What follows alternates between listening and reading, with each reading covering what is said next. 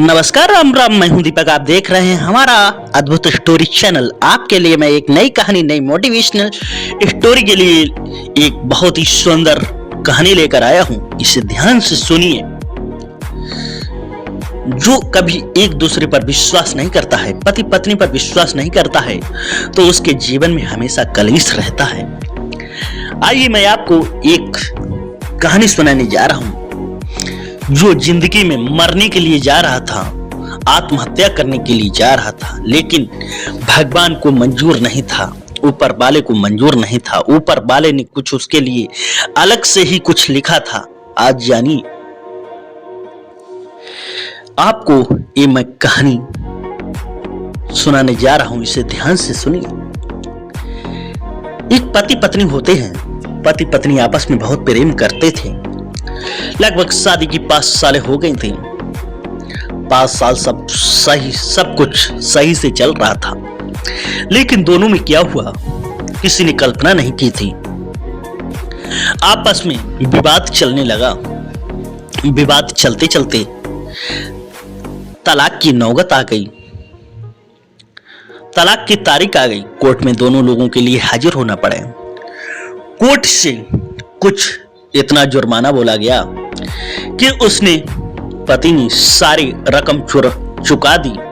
सारी रकम चुकाने के बाद में उसके पास तो मात्र लगभग उसने 1,50,000 रुपए की रकम चुका दी थी। रकम उसके लिए बहुत बड़ी थी, लेकिन 1,50,000 रुपए चुकाने के बाद में उसके पास तो मात्र, जब उसने जेब टटोली तो 5,000 रुपए बचे थे।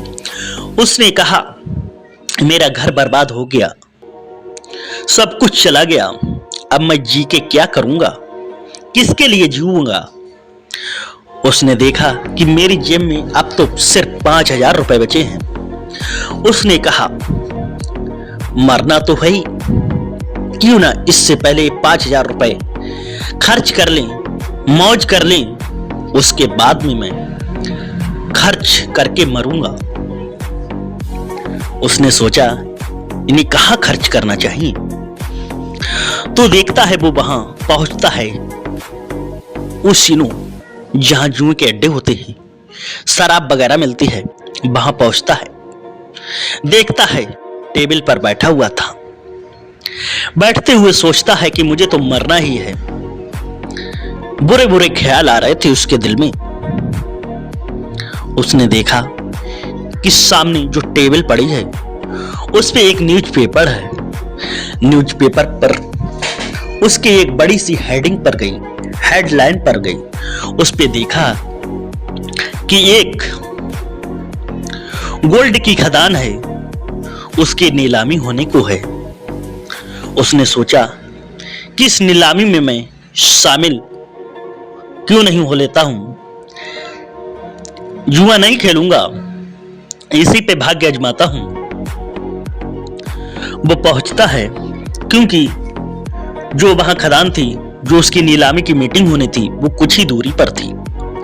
वहां पर पहुंचता है वो व्यक्ति और वहां पर देखता है उसने 5,000 रुपए उस पर लगा दिए थे नीलामी की बोली के लिए, लेकिन सरकार उसे काफी खुदवा चुकी थी, लेकिन उसमें गोल्ड नहीं निकला था, इसलिए उसकी नीलामी करना चाह रही थी। पेपर में बार बार न्यूज प्रकाशित कर रहे थे। जब उसका नीलामी के लिए, क्योंकि वहां मीटिंग थी, नीलामी के लिए इश्तिहार लिख रहा था अखबार में, न्यूज पेपरों में, लेकिन वहां पर कोई नहीं पहुंचा। वही व्यक्ति पहुंचा था जिस पर 5,000 रुपए बचे थे, जो जुए के अड्डों में अपने पैसे बर्बाद करके अपनी मौत का इंतजाम कर रहा था। जब वो वहां पर पहुंचा, वहां पर मीटिंग में कोई नहीं पहुंचा, तो 5,000 रुपए में सरकार ने उसे पूरी खदान उसके नाम अलर्ट कर दी, उसके नाम जारी कर दी। अब वो सोचता है कि मैं इसी खदान में कूद कर जान दे दूंगा, लेकिन ऊपर वाले ने उसकी जिंदगी में कुछ अलग ही लिखा था। अब वो वहां पर पहुंचता है और देखता है कि कुछ लोग और आ जाएं। कुछ देर बाद वहां पर मजदूर आ गए। कहा, अब इसके आप मालिक हो गए, अभी 1 बजा है, अभी 5 बजे तक टाइम बाकी है। क्या बताइए, मुझे 5 बजे तक पैसे मिले हैं सरकार की तरफ से, क्या इसको खो दूं? अब उसने सोचा, व्यक्ति ने कहा, आपको 5 बजे तक पैसे मिले हैं, चलो खो दो। अब क्या होता है, ध्यान से सुनिए मेरे प्यारे दर्शक। जब 5 बजे तक खुदाई हुई, 3 फीट 4 फीट की खुदाई हुई।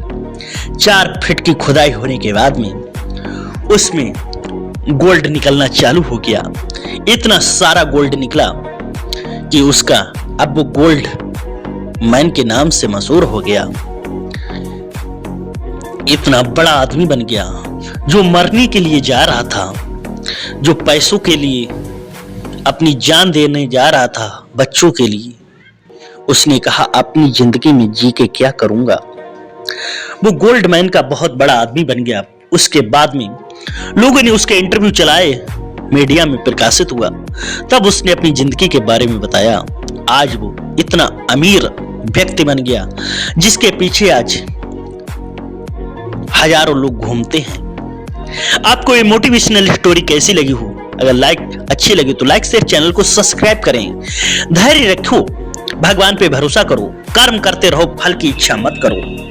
अगर आपको ये वीडियो अच्छी लगी हो तो लाइक शेयर, चैनल को सब्सक्राइब जरूर करें। फिर मिलते हैं एक नई कहानी के साथ। जय हिंद, वंदे मातरम।